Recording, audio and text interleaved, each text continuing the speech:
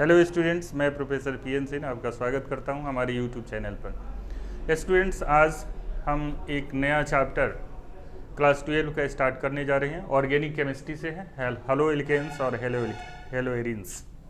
Halo alkanes और hello arenes क्या होते हैं इसके बारे में डिस्कस करेंगे। तो स्टार्ट करते हैं। Haloalkanes, halo alkanes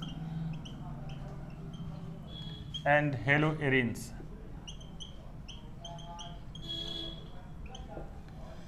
students, यहाँ हेलो दोनों में कॉमन है। हेलो का मीनिंग क्या होता है? यहाँ तो एल्केन से क्लियर है कि एल्केन होंगे, एरिन से क्लियर है कि एरिन्स होंगे, लेकिन हेलो क्या होता है? हेलो दोनों में कॉमन है। हेलो किसे कहते हैं? हेलो हेलोजन ग्रुप को कहते हैं। हेलोजन ग्रुप में 5 एलिमेंट हैं। ये ग्रुप 17 का एलिमेंट है, जिसमें फ्लोरीन, क्लोरीन, ब्रोमीन, आयोडीन और एस्टेटीन है। इसी ग्रुप को हेलोजन ग्रुप कहते हैं और इसको शॉर्ट में हेलो कहते हैं। तो जनरली जो होते हैं फ्लोरीन से लेकर आयोडीन तक, ये हमारे हेलोजन ग्रुप में हैं या हेलो ग्रुप में आते हैं, जबकि एस्टेटीन रेडियो एक्टिव होता है, ये इस ग्रुप में शामिल नहीं है। चूँकि ग्रुप में है लेकिन ये हेलो एल्केन्स और हेलो एरिन्स नहीं बनाता है। तो जनरली जो बनाता है वो है काफ़ी एक्टिव एलिमेंट है, क्लोरीन से लेकर आयोडीन तक। फ्लोरीन भी बहुत रेयर केस में पाए जाते हैं। तो ये हेलो से पता चल गया कि हेलोजन ग्रुप यानी क्लोरीन, ब्रोमीन, आयोडीन, जिसमें अगर एल्केन्स में जुड़े हुए हैं तो उसको हेलो एल्केन्स कहते हैं, और एरिन्स में या बेंजीन ग्रुप में अगर जुड़े हुए होते हैं तो उसे हेलो एरिन्स कहते हैं। एक एक करके डिस्कस करते हैं। अब हेलो एरिन्स बनता कैसे है? जनरली जैसे मीथेन ले लें। मीथेन एक एल्केन है। अगर इसे एक हाइड्रोजन रिप्लेस कर दें, एक हाइड्रोजन हटा दें और वहाँ पर एक हेलो ग्रुप जोड़ दें। अब इसमें हेलो मीन्स एक्स, मतलब यहाँ समझिएगा क्लोरीन, ब्रोमीन और आयोडीन, एक्स। कोई भी एलिमेंट इसमें कंबाइन हो सकता है। तो यहाँ एक हाइड्रोजन डिस्प्लेस होगा तो क्या हो जाएगा? एक्स एच एच, ये हेलो एल्केन्स में चेंज कर गया। हेलो एल्केन्स, ये मीथेन है। जैसे ही एक हाइड्रोजन इसका डिस्प्लेस हुआ और वहाँ पर हेलो ग्रुप आकर के, यानी क्लोरीन, ब्रोमीन, आयोडीन में से कोई भी एलिमेंट आकर के अगर ऐड हो जाता है तो उसे हेलो एल्केन्स कहते हैं। इसको हेलो एल्केन्स कहेंगे। हेलो एल्केन कंपाउंड क्या हो जाएगा? अगर क्लोरीन तो मिथाइल क्लोराइड हो जाएगा, अगर ब्रोमीन जुड़ा होगा तो मिथाइल ब्रोमाइड हो जाएगा, आयोडीन जुड़ा होगा तो मिथाइल आयोडीन हो जाएगा। इस तरह से ये हेलो एल्केन्स का फॉर्मेशन होते हैं। अब हेलो एरिन्स कैसे बनते हैं? बेंजीन ग्रुप आप जानते हैं। बेंजीन्स में सभी जगह हाइड्रोजन यहाँ लास्ट पर लगा रहता है, यानी 6 हाइड्रोजन मॉलिक्यूल्स बेंजीन में होते हैं। अगर यहाँ से एक हाइड्रोजन रिप्लेस कर दें और यहाँ कोई भी एक्स ग्रुप यानी हेलो ग्रुप अगर जोड़ दें तो ये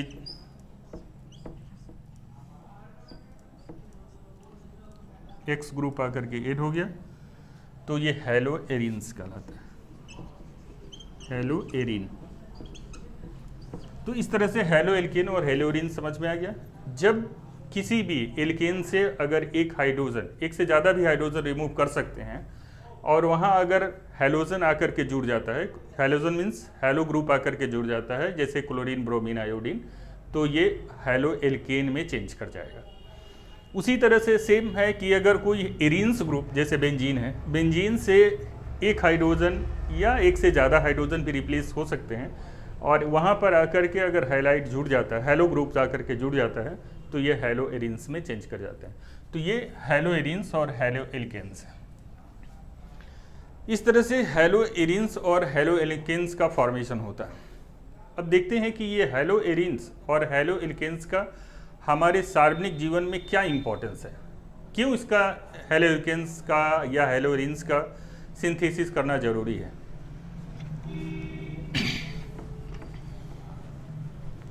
हैलो एल्केन्स और हैलो एरिन्स काफ़ी इम्पोर्टेंट कंपाउंड्स होते हैं और इसका इंडस्ट्री में साथ साथ इसके बहुत सारे मेडिकल साइंस के क्षेत्र में काफ़ी उपयोग किया जाता है। जैसे आप कॉमन कुछ मेडिसिन हैं बता रहे हैं, जैसे क्लोरोफेनिकल मेडिसिन, क्लोरोफेनिकल एक एंटीबायोटिक होती है।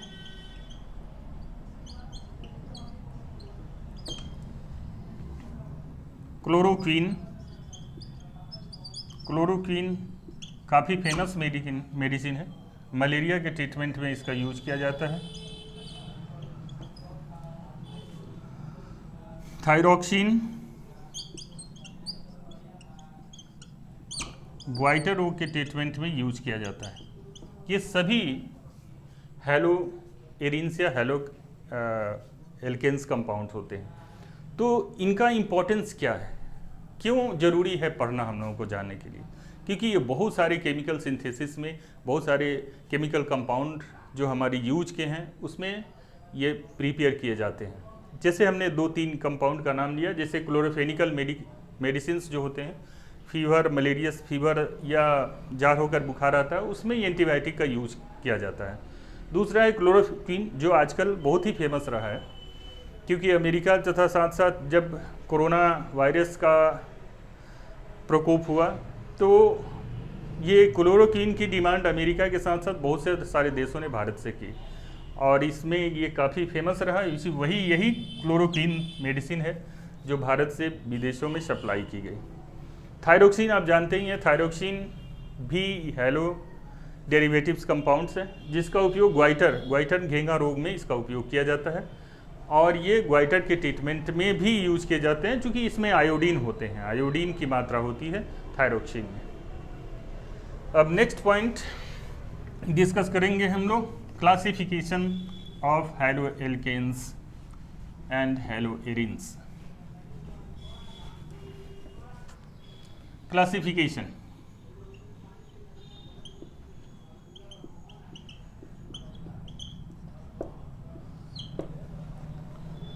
हैलो एरिन्स और हैलो एल्केन्स का क्लासिफिकेशन 3 मेथड से किया जाता है।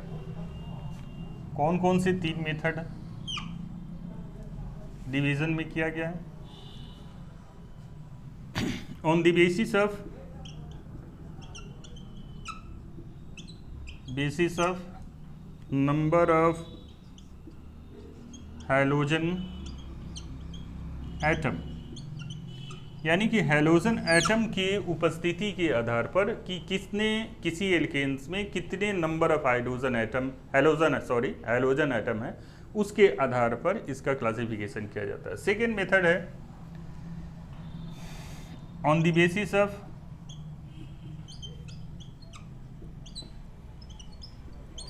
sp3CX bond,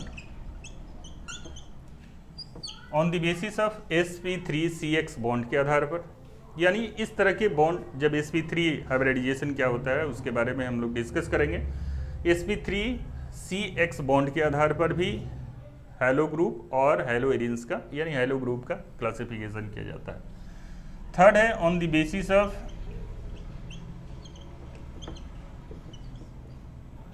sp2CX group.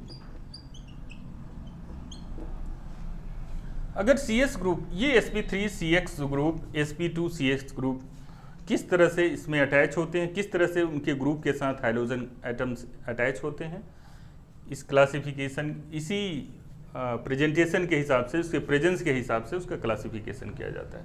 सबसे पहले देखते हैं on the basis of halogen atom, halogen atom के प्रेजेंस के कारण कैसे इसका डिवीजन। तो सबसे पहले हैलो एल्केन्स, हैलो एल्केन्स में हाइड्रोजन, जैसे आप कोई कंपाउंड लें, एक इसमें हाइड्रोजन एटम है,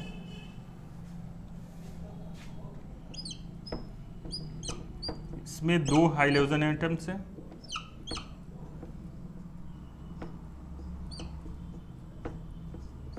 इसमें 3 हैं।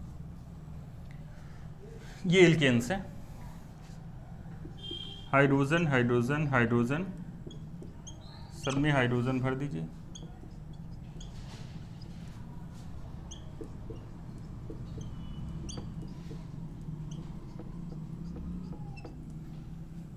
यहाँ कितने नंबर ऑफ हाइड्रोजन हैं? 1। तो इसको मैं कितने हैं मीथेन? तो मोनो, इसको मोनो कहेंगे। अगर 1 हैलो ग्रुप है तो उसको मोनो। और यहाँ कितने हैं? 2 अटैच हैं, इसलिए डाई। और यहाँ पर कितने हैं? 3 अटैच हैं हैलो ग्रुप, तो ट्राई। तो mono haloalkanes, haloalkane, di haloalkane, tri haloalkane. यानी हाइड्रोजन एटम के प्रेजेंस के आधार पर इसको 3 ग्रुप में डिवाइड किया गया है।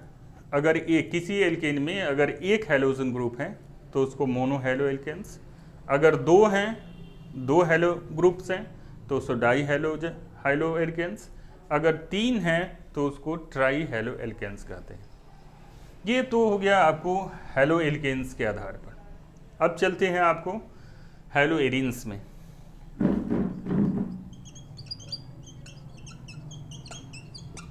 हैलो एरिन्स में भी इसी बेस के आधार पर इसका डिवीजन किया जाता है। चूंकि फर्स्ट पॉइंट यही है कि किस number, on the basis of number of hydrogen atom, यानी हाइड्रोजन एटम के नंबर पर जितने नंबर होंगे उसी के आधार पर उसका क्लासिफाई किया जाएगा। जैसे हैलो एरिन्स में बेंजीन में अगर 1 लगा हो,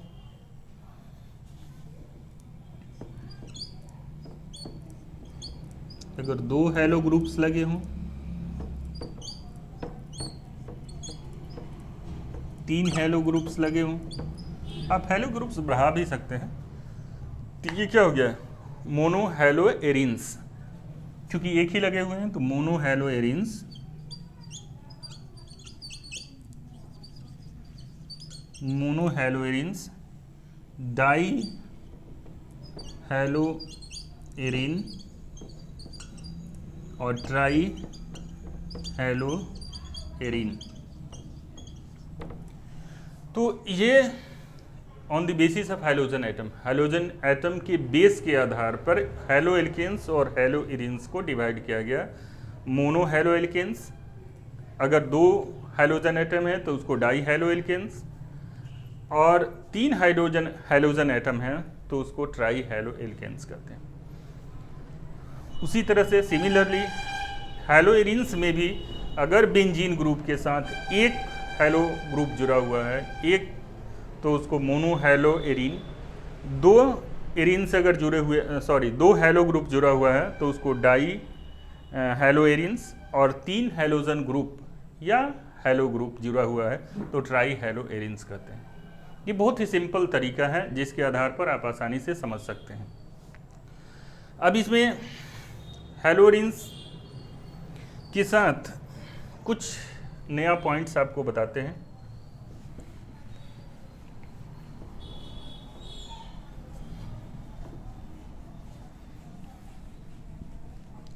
इसका डिवीजन अलग अलग ग्रुप में होते हैं। जैसे बेंजीन के साथ एक यहाँ भी जुड़ सकता है, यहाँ भी जुड़ सकता है। बेंजीन के साथ कहीं भी किसी की चूँकि सब जगह यहाँ इस पॉइंट पर भी हाइड्रोजन है, यहाँ हाइड्रोजन है, यहाँ हाइड्रोजन है, यहाँ हाइड्रोजन है, यहाँ हाइड्रोजन है। किसी हाइड्रोजन एटम को वो डिस्प्लेस करके वहाँ पर हैलो ग्रुप आकर के अटैच हो सकता है, और जैसे ही अटैच होगा वो हैलो एरिन्स में चेंज कर जाएगा। तो ये ग्रुप कहीं भी आकर के, ये कहीं फिक्स नहीं होता है। मान लीजिए आपका यहाँ भी आकर के हैलो ग्रुप्स जुड़ सकता है, तो इसके पोजीशन के आधार पर हम आगे डिस्कस करेंगे कि किस किस पोजीशन के आधार पर जब नोमेनकल्चर में चलेंगे तो बताएंगे कि उनके पोजीशन कैसे चेंज होते रहते हैं। अब सेकेंड मेथड है हमारा on the basis of sp3 hybridisation. इस बेस के आधार पर चलते हैं on the basis of sp3 hybridisation. sp3 hybridisation क्या होता है? जैसे sp2 हम सीधा सा बता रहे हैं आप लोगों को कि sp3 हाइब्रिडाइजेशन उसमें होता है जिसमें सिंगल बॉन्ड होते हैं, sp2 जिसमें डबल बॉन्ड होते हैं, और sp हाइब्रिडाइजेशन जिसमें ट्रिपल बॉन्ड होते हैं। सिर्फ ये याद रखेंगे, sp में सिंगल बॉन्ड होगा, इसमें डबल बॉन्ड sp2 में होगा और sp में ट्रिपल बॉन्ड होगा। तो जहाँ भी सिंगल बॉन्ड होगा समझ लीजिएगा कि sp3 हाइब्रिडाइजेशन है, जहाँ डबल बॉन्ड होंगे वो sp2 हाइब्रिडाइजेशन है, जहाँ पर ट्रिपल बॉन्ड होगा वहाँ पर sp हाइब्रिडाइजेशन होगा। तो चलते हैं, स्टार्ट करते हैं ऑन द बेसिस ऑफ। इस बेस के आधार पर हैलो एल्केन्स को 3 पार्ट में डिवाइड किया गया। किसके? On the basis of sp3 hybridisation के आधार पर।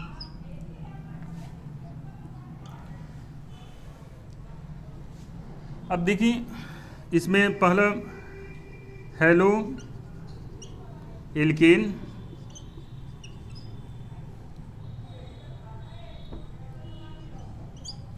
या इसका दूसरा नाम है alkyl halide.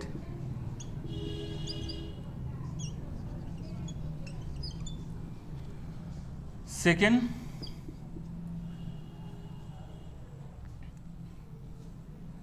Allylic halide. Third है बेंजाइलिक हैलाइड।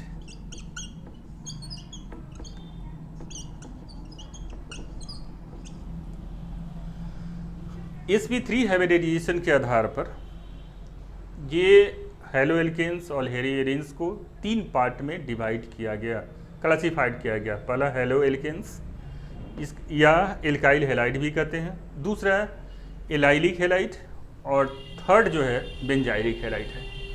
अब हेलो एल्केन्स तो सिंपली आप पढ़े हैं कि हेलो एल्केन्स क्या होते हैं। जैसे मीथेन के साथ एक से अगर जुड़ा रहता है तो ये हेलो एल्केन्स हो गए। इथेन में अगर एक जुड़ गया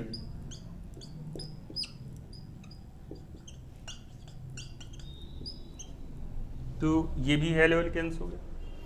तो इसके आधार पर ये डिवीजन किया जा सकता है हैलो एल्केन्स के, और इसमें नंबर ऑफ हैलोजन एटम्स के आधार पर डिवीजन कर सकते हैं। जैसे यहाँ पर एक हाइड्रोजन है तो इसको मोनोहाइलो एल्केन कहेंगे, अगर यहाँ भी एक ही है तो मोनोहाइलो एल्केन्स कहेंगे। अब इसमें एक चीज़ और देख लीजिए पहले, अगर कार्बन के साथ हैलोजन है, कार्बन के साथ दूसरा हैलोजन, और इस तरह से अगर इसके साथ एक एराइल ग्रुप, एक रेडिकल जुड़ा हुआ है, कार्बन के साथ एक हैलो और एक रेडिकल जुड़ा हुआ है, तो उसको कहते हैं 1 degree alkyl halide. 1 degree alkyl halide.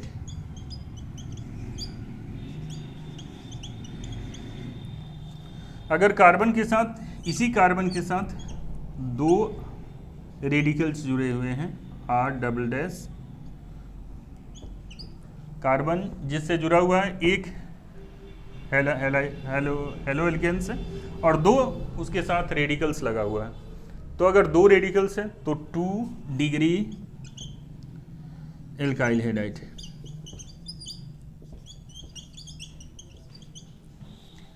अगर इसी कार्बन के साथ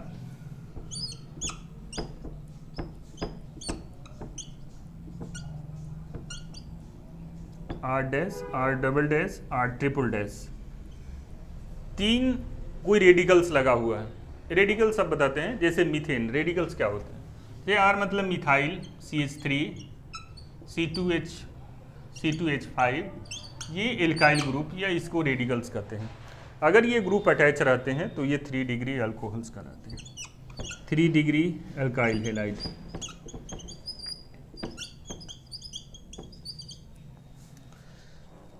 यानी हेलो एल्केन्स या एल्काइल हैलाइड को उनके, अब यहाँ पर हैलोजन से रिप्रेजेंट नहीं किया जाता, हाइड्रोजन तो एक ही है सब में, लेकिन नंबर ऑफ रेडिकल्स के आधार पर अगर एक हाइड्रोजन के साथ एक रेडिकल लगा हुआ है तो उसको 1 डिग्री, हाइड्रोजन के साथ अगर 2 रेडिकल्स लगे हुए हैं तो 2 डिग्री एल्काइल हैलाइड, और हाइड्रोजन के साथ 3 रेडिकल्स लगे हुए हैं तो ये 3 डिग्री एल्काइल हैलाइड्स कहलाता है, यानी 3 डिग्री कहलाया गया।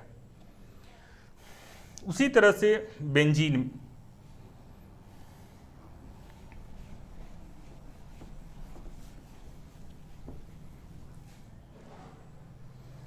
अब आते हैं एलाइलिक हैलाइड्स क्या होते हैं। एलाइलिक हैलाइड्स होते हैं जैसे sp3 हाइब्रिडाइजेशन के साथ जिस कार्बन पर, जैसे ये कंपाउंड है CH3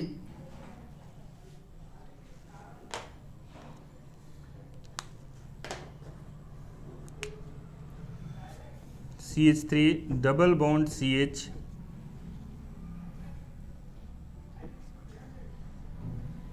और यहाँ X लगा हुआ है, CH3 डबल बॉन्ड फिर सिंगल बॉन्ड, तो यहाँ डबल बॉन्ड मैंने बताया था कि ये sp2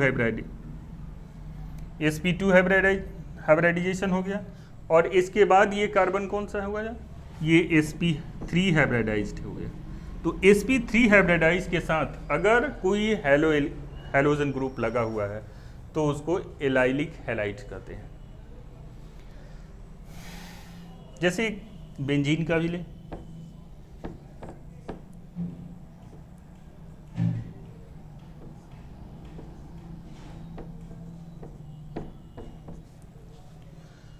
ये डबल बॉन्ड है, यहाँ कार्बन पर सारे कार्बन्स हैं, और ये कार्बन जो है sp2 हाइब्रिडाइज है, डबल बॉन्ड है यहाँ पर, यहाँ सिंगल बॉन्ड है और यहाँ सब सिंगल बॉन्ड है। तो ये सिंगल बॉन्ड के साथ तो ये कार्बन क्या हो गया, sp3 हाइब्रिडाइज्ड हो गया। तो sp3 हाइब्रिडाइजेशन वाले कार्बन के साथ हैलोजन ग्रुप लगा हुआ है, इसलिए इसको एलाइलिक हैलाइड कहेंगे। ये sp2 के साथ नहीं लगा होना चाहिए, sp2 के साथ नहीं होना चाहिए, sp3 के साथ होना चाहिए। तो अगर sp3 के साथ, sp2 के बाद वाले कार्बन sp3 के साथ अगर हैलोजन ग्रुप लगा हुआ तो उसको एलाइलिक हैलाइड कहते हैं। अब क्लियर हो चुका। अब नेक्स्ट वन है बेंजाइलिक हैलाइड। बेंजाइलिक हैलाइड क्या होते हैं, ये बेंजीन के साथ लगे होते हैं बेंजाइलिक हैलाइड्स, जो हमने यहाँ दिया। जैसे सिंपल ये देखिए डबल बॉन्ड हो गया, ये कार्बन हो, कार्बन के बाद यहाँ कोई कार्बन है सिंगल बॉन्ड से, और इसके साथ अगर X लगा है तो ये एलाइलिक हैलाइड्स हो गए। अब बेंजाइलिक हैलाइड्स जो हमने यहीं पर एग्जांपल देकर के समझा दिया कि बेंजीन के साथ, बेंजीन में ये double bond alternate double bonding होता है, यहाँ कार्बन है, कार्बन है, ये कार्बन है, ये कार्बन है, ये कार्बन है, ये कार्बन है। किसी भी डबल बॉन्ड वाले कार्बन यानी sp2 हाइब्रिडाइज कार्बन से ये ब्रांच कार्बन निकला और CH2X आकर के उसके साथ जुड़ गया, तो ये आपका क्या हो गया, ये कार्बन क्या हो गया, sp2 हाइब्रिडाइज हो गया। और ये कार्बन क्या हो गया, चूंकि 4 बॉन्ड ऑलरेडी है, सेटिस्फाइड है, 4 बॉन्ड जिसमें होंगे सिंगल बॉन्ड बता चुके हैं, तो ये 4 बॉन्ड इसके साथ है, तो ये sp3 हाइब्रिडाइज्ड हो गया, तो sp3CX हो गया। यानी sp3X के साथ, sp3 वाले कार्बन के साथ हैलोजन ग्रुप ऐड है, इसलिए इस तरह के कंपाउंड को बेंजाइलिक हैलाइड्स कहते हैं। क्लियर हो गया। तो कंटिन्यू करते हैं। एलाइलिक हैलाइड्स में आपको बता चुके हैं कि sp3CX बॉन्ड होते हैं, तो sp3 यहाँ तो sp2 हो गया डबल बॉन्ड, और उसके बाद वाले कार्बन जो है sp3 हाइब्रिडाइज है जिसके साथ X हैलोजन जुड़ा हुआ है। तो ये इस तरह के जहाँ भी हैलोजन ऐड होंगे तो उसको एलाइलिक हैलाइड्स कहलाते हैं। बेंजाइलिक हैलाइड्स क्या हैं? जो बेंजीन में, ये जनरली बेंजीन में ही ऐड होते हैं। बेंजीन के डबल बॉन्ड के बाद वाले कार्बन से, उसके समीपवर्ती कार्बन से जुड़े रहते हैं और ये sp3 हाइब्रिडाइज्ड कार्बन एटम के साथ वो X हैलो ग्रुप्स जुड़े रहेंगे। जैसे ये हाइड्रोजन ग्रुप यहाँ पर CX, ये sp3 हाइब्रिडाइज्ड हो गया और ये sp2 हाइब्रिडाइज्ड हो गया। तो sp2 के ठीक बाद वाले sp3 हाइब्रिडाइज्ड कार्बन एटम के साथ अगर हाइड्रोजन ग्रुप जुड़ा हुआ है तो इस तरह के कंपाउंड को बेंजाइलिक हैलाइड कहते हैं। अब चलते हैं थर्ड पॉइंट की तरफ, on the basis of sp2CX bond के आधार।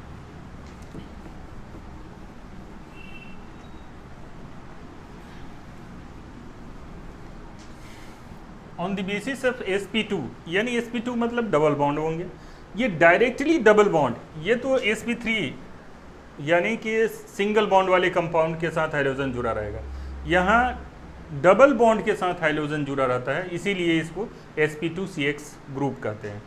अब ये दो तरह के होते हैं,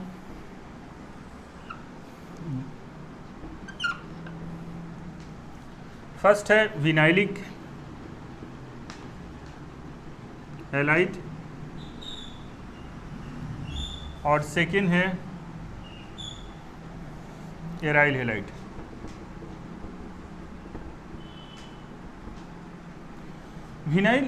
विनाइलिक हैलाइड्स क्या होते हैं? जैसे ये सिंपल देखिए आप एग्जांपल में, यहाँ कार्बन है, ये डबल बॉन्ड है, डबल बॉन्ड के ठीक बाद यानी यहाँ कार्बन के साथ ये क्या है, कार्बन sp2 हाइब्रिडाइज्ड है और sp2 के ठीक बाद हाइड्रोजन ग्रुप जुड़ा हुआ है, यानी sp2 वाले कार्बन से ही हाइड्रोजन ग्रुप जुड़ा हुआ है तो उसको विनाइलिक हैलाइड कहते हैं।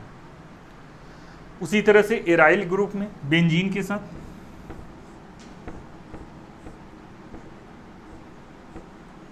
बेंजीन में यहाँ सब जगह कार्बन है और ये कार्बन डबल बॉन्ड से जुड़ा हुआ है और इसके साथ ही ये X जुड़ा हुआ है, हाइड्रोजन ग्रुप जुड़ा हुआ है।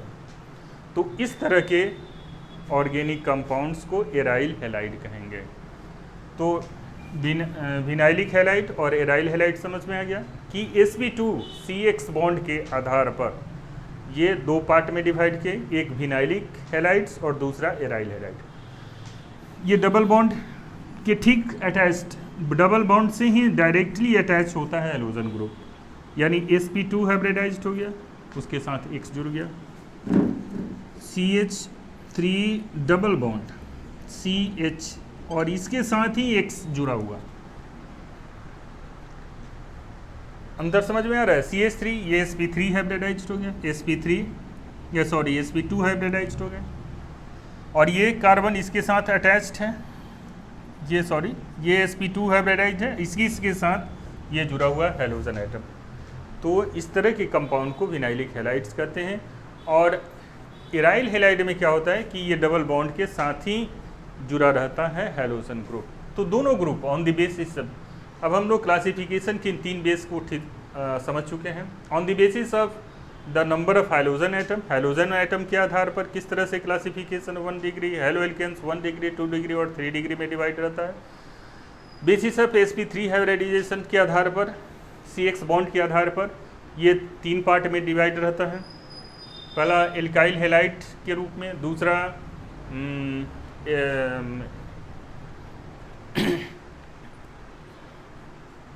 एल्काइल हैलाइड्स, इसके बाद बेंजाइलिक हैलाइड्स और तीसरा पोजीशन हमने बताया था, सबको डिस्कस कर चुके हैं। और on the basis of sp2CX bond के आधार पर इसके दो पार्ट होते हैं, एक विनाइलिक हैलाइड और दूसरा एराइल हैलाइड। विनाइलिक हैलाइड मतलब sp2 हाइब्रिडाइज कार्बन से डायरेक्टली अगर कोई हाइड्रोजन ग्रुप जुड़ा हुआ है तो विनाइलिक हैलाइड कहते हैं, और अगर बेंजीन ग्रुप के साथ कोई sp2 हाइब्रिडाइज्ड कार्बन के साथ हाइड्रोजन ग्रुप जुड़ा हुआ है तो उसको एराइल हैलाइड करते हैं। अब चलते हैं हम लोग नोमेनकल्चर पर।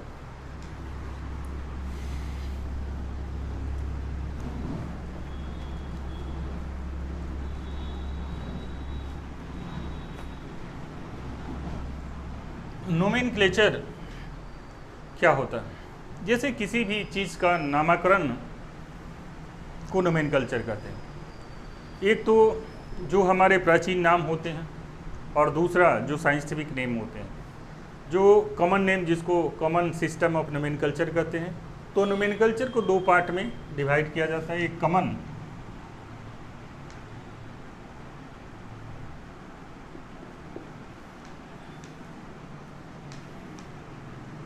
कॉमन सिस्टम ऑफ नोमेनकल्चर,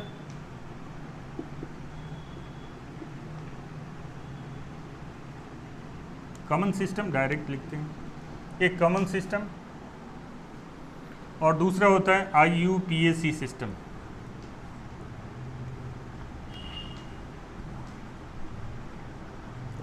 यानी किसी भी ऑर्गेनिक कंपाउंड्स का नोमेनकल्चर दो फैक्टर्स पर डिपेंड करता है, एक कॉमन सिस्टम पर और दूसरा IPA सिस्टम पर। अब कॉमन सिस्टम में जैसे किसी का अगर नोमेनकल्चर करना हो किसी कंपाउंड का, हम हेलो एल्केन्स लेते हैं। मीथेन का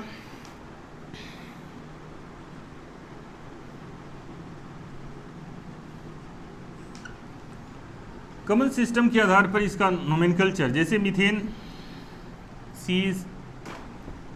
CH3Cl, CH3CH2Cl, CH3CH2CH2Cl। अब यहाँ देखिए तीन कंपाउंड हमने लिया है। एक ये क्या हो गया, मिथाइल। अब मीथेन से एक हाइड्रोजन रिप्लेस होता है तो आइल में चेंज कर जाता है। जैसे मीथेन CH4 से एक हाइड्रोजन आप हटाएंगे तो ये CH3 में मिथाइल में चेंज कर जाएगा। इसी तरह से सभी ग्रुप के साथ होता है।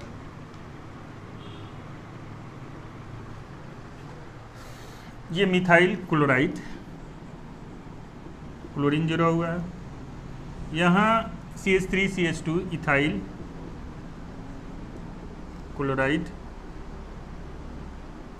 और ये तीन कार्बन है तो 1 2 3 प्रोपाइल क्लोराइड। तो इस बेस के आधार पर भी नोमेनकल्चर किया जाता है। ये कॉमन सिस्टम ऑफ नोमेनकल्चर है, ये कॉमन सिस्टम ऑफ नोमेनकल्चर है।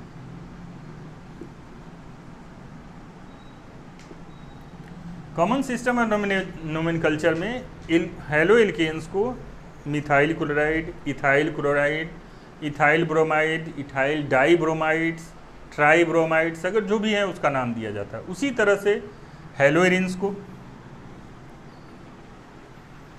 अब इसका पहले IPAC सिस्टम में नोमेनकल्चर समझ लें, तब हेलो एरिन्स पर चलेंगे। अब इसको कैसे IPA सिस्टम में नोमेनकल्चर करते हैं, IUPAC सिस्टम के द्वारा नोमेनकल्चर कैसे किया जाता है, तो बहुत ही सिंपल तरीका है। जैसे ये मिथाइल हो गया CH3Cl, IUPAC सिस्टम के द्वारा जब नोमेनकल्चर किया जाता है तो उसमें देखा जाता है कि किस तरह से बॉन्ड, सबसे लंबे चेन वाले कार्बन को सबसे पहले काउंट कर लिया जाता है। दूसरा पॉइंट है कि उसमें फंक्शनल ग्रुप किस कार्बन या किस साइड से अटैच है, वहाँ से काउंटिंग स्टार्ट करते हैं। तो मीथेन चूँकि एक ही कार्बन है तो ये इसका क्लोरोमीथेन।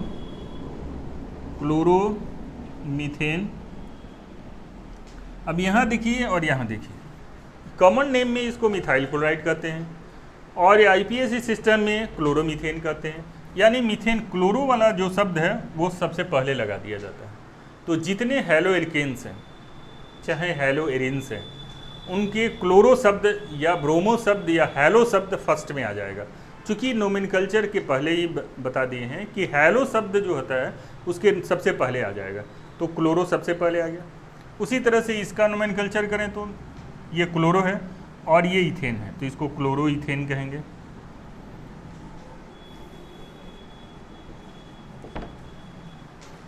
यहाँ प्रोपाइल है और क्लोरीन है, तो पहले क्या आ जाएगा, पहले हेलो ग्रुप आ जाएगा, तो क्लोरो प्रोपाइल प्रोपेन। इस तरह से हेलो एल्केन्स का IPAC में नोमेनकल्चर किया जाता है, नामकरण किया जाता है। जो हैलो ग्रुप जो भी अटैच्ड होंगे, चाहे क्लोरीन हो, ब्रोमीन हो, आयोडीन हो, उसको आईपीएस सिस्टम में सबसे पहले लगा देंगे, और जहाँ जिसका पोजीशन होगा उसके आधार पर। अब एक दो और आईपीएस सिस्टम के द्वारा नोमेनकल्चर सीखें।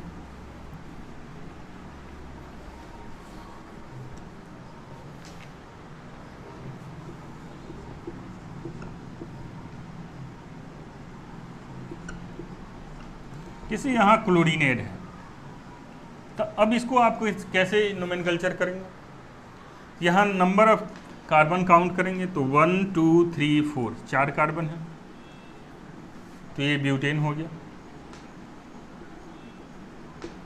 अब देखेंगे कि जो फंक्शनल ग्रुप है वो चाहे हैलो ग्रुप किस साइड से अटैच है, तो ये इधर से 1 2 3 नंबर पर, इधर से 1 2 सेकेंड नंबर पर, तो काउंटिंग किधर से करेंगे 1 2 3 4, ये काउंटिंग सही होगा, क्योंकि जिधर से सबसे नज़दीक कार्बन एटम पर कोई हैलो ग्रुप अटैच्ड है उसी तरफ से काउंटिंग करते हैं। तब यहाँ पर देखो 2 नंबर पर, तो इसको क्या करेंगे 2 क्लोरो, सबसे पहले बता चुके हैं कि इसका हैलो एलिक्वेंस में हैलो सबसे पहले देंगे, 2 क्लोरो ब्यूटेन। यहाँ कार्बन फंक्शनल ग्रुप जिस कार्बन पर अटैच होता है उसको इंडिकेट करना पड़ता है आईपीएस सिस्टम के द्वारा।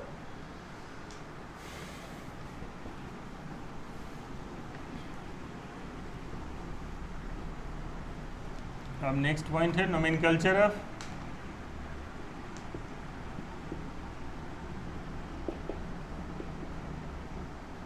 हैलोएरीन। हैलोएरीन्स का नोमेनकल्चर कैसे करते हैं, तो कॉमन सिस्टम में इसका भी उसी तरह का है, कॉमन मेथड से।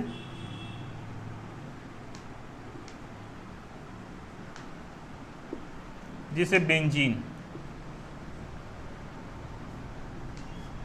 के साथ यहाँ X जुड़ा हुआ, यहाँ क्लोरो मान लो जुड़ा हुआ है,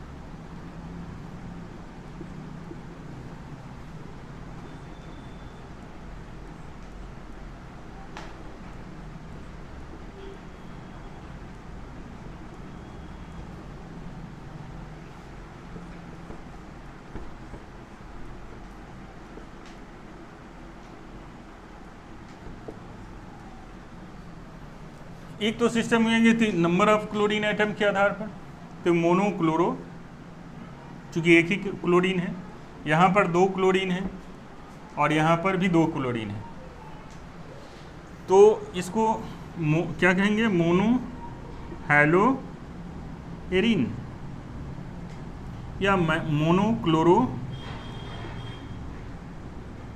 एरीन, ये डाई क्लोरो एरीन,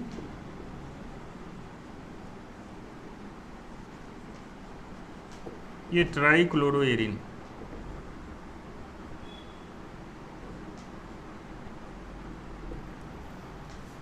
लेकिन इसमें अगर नंबर ऑफ हैलोजन एटम्स की पोजीशन दिया जाता है, क्योंकि ऑलरेडी 6 कार्बन इसमें ऑलरेडी अटैच होते हैं, और किस कार्बन पर कौन से हैलोजन एटम अटैच हैं उसको इंडिकेट करना ज़रूरी होता है। तो इसके लिए एक अलग सिस्टम आया, जैसे सेकेंड हम दे रहे हैं आपको, हैलोजन एटम इस टाइप से जुड़ा,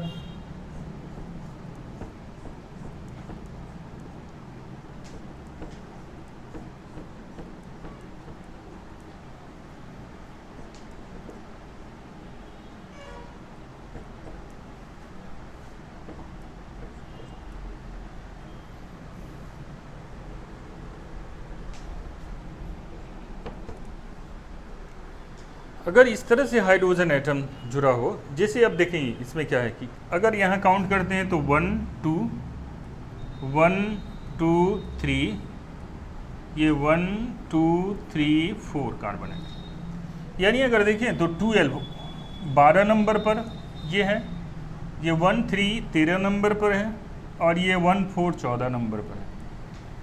तो अगर 1 2 इस टाइप से कोई एरीन्स के साथ हैलोजन एटम जुड़ा हुआ है तो उसको कहते हैं अर्थो, शॉर्ट में ओ से डिनोट किया जाता है इसे। अगर 13 नंबर 1 3 पर हैलोजन एटम जुड़ा हुआ है तो उसको मेटा कहा जाता है। शॉर्ट में इसे एम से डिनोट किया जाता है। और इसको 1/4 अगर होगा तो इसको पारा कहते हैं, है नहीं, पी से डिनोट किया जाता है। तो ये अर्थो डाई क्लोरोबेंजीन, ये मेटा डाई क्लोरोबेंजीन, और ये पारा डाई क्लोरोबेंजीन। याद रखेंगे 12 नंबर, 13 नंबर और 14 नंबर, 1 2 1 3 1 4 पर अटैच है। तो 1 2 पर अगर अटैच है तो अर्थो, 1 3 पर अगर हेलोजन एटम अटैच है तो मेटा, और 1 4 पर है तो पारा। एक और होता है सिंक, जिसको कहते हैं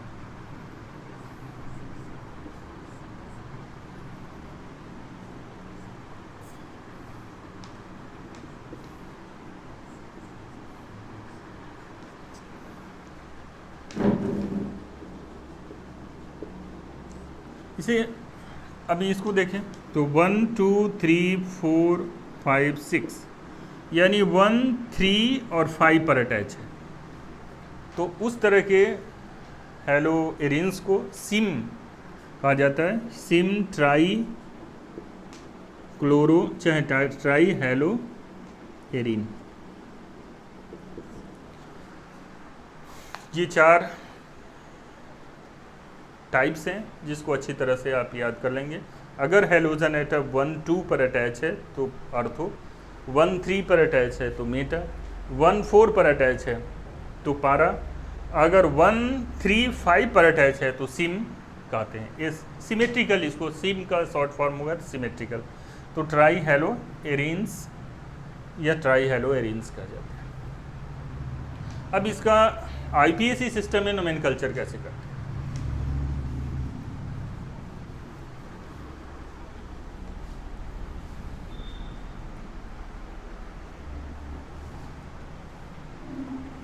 IUPAC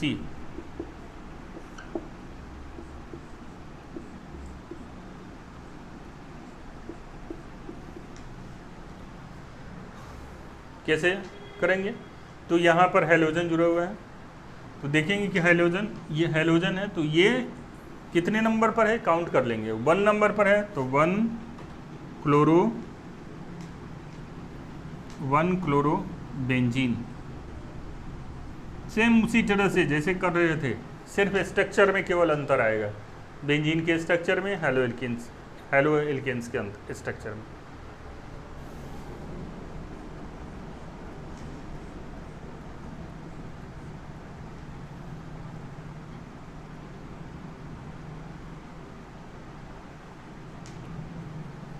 दो हेलो एल्केन्स जुड़ा हुआ है, तो यहाँ पर जहाँ से स्टार्ट करें, कहीं से, अगर यहाँ से भी ये स्टार्ट कर सकते हैं कार्बन की काउंटिंग। तो 1 2, इसको 1 2 डाई, चूँकि 2 हेलो ग्रुप्स हैं, 1 2 डाई। इसके बाद कौन सा कंपाउंड है? बेंजीन। 1 2 डाई क्लोरो चाहे हेलो बेंजीन। अगर ये क्लोरो रहता तो क्लोरोबेंजीन लिखते।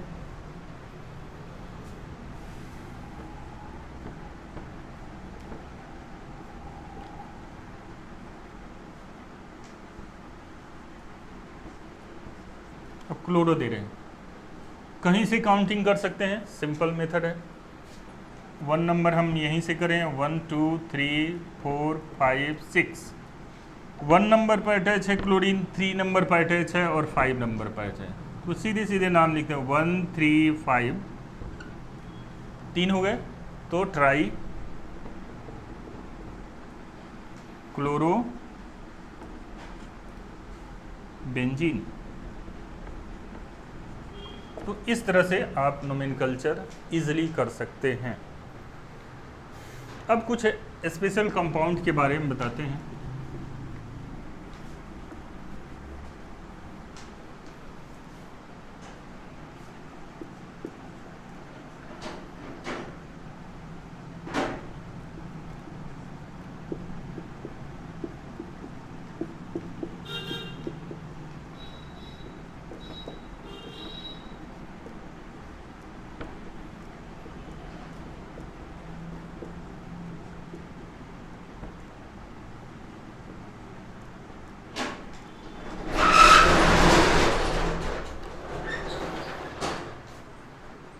देखते हैं।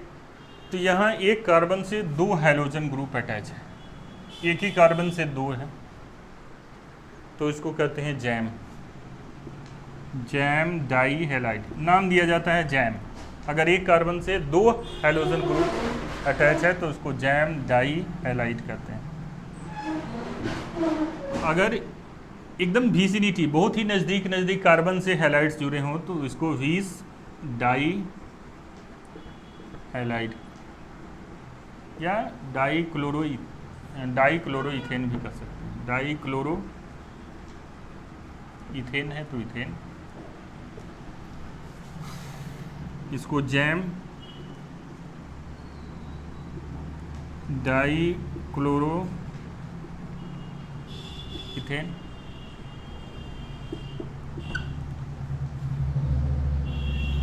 अब कुछ इम्पोर्टेंट जो नोमेनकल्चर्स हैं उसके बारे में बता रहे हैं।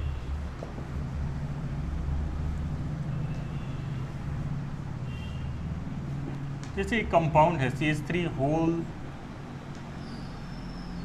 3 CCl,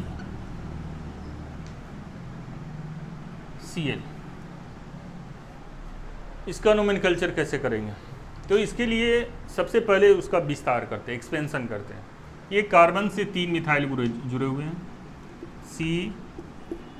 CH3 CH3 और यहाँ Cl जुड़ा हुआ। सबसे पहले क्या करेंगे, कार्बन का चेन काउंट कर लेंगे। तो 1 2 2 ही हो रहा है, इधर से 1 2 3 हो रहा है, तो काउंटिंग इधर से करेंगे और 2 बीच में है, तो ये 1 नंबर 2 नंबर 3 नंबर हो गया। अब 2 नंबर कार्बन पर क्लोरो जुड़ा हुआ है और 2 नंबर पर मिथाइल भी जुड़ा हुआ है, तो 2 क्लोरो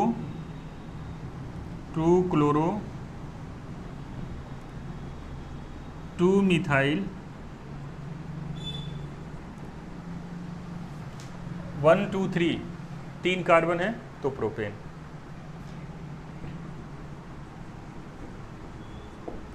इस तरह से जितना आप प्रैक्टिस करेंगे नोमेनकल्चर में, बहुत सारे कंपाउंड्स मिलेंगे और इस तरह से एक्सपेंशन करके धीरे धीरे विस्तार करते जाएंगे, आपको क्लियर समझ में आते चले जाएगा। तो स्टूडेंट्स, हमारे इस वीडियो को लाइक करें, चैनल को सब्सक्राइब करें और जितना हो सके शेयर करें। और हमारे मनोबल को बढ़ाए रखने के लिए आप जितना संभव हो लाइक करें, कम से कम लाइक अवश्य दें, जिससे कि मैं अच्छा से अच्छा कंटेंट दे सकूं। Thanks for watching the video.